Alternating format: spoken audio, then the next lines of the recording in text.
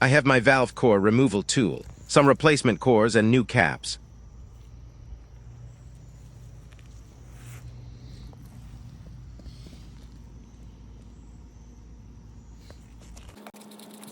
Here's a look at the old valve before I take it out.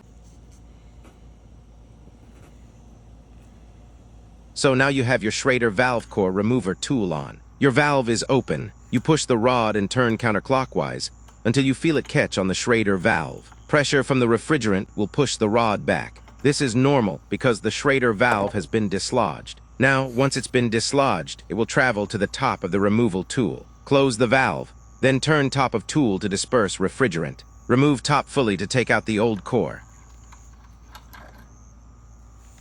Here's a look at the old valve.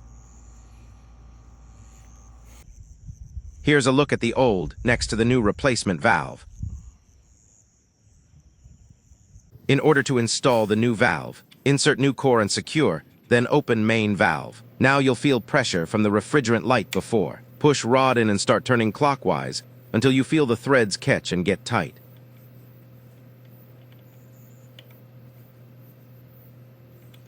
New core is in, now close valve. Remove the top, then open the valve to disperse remaining refrigerant.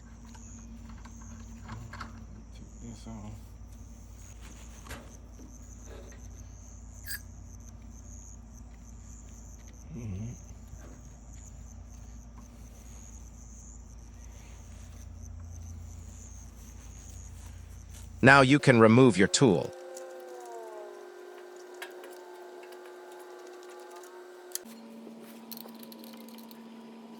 Job well done. Now don't you feel accomplished?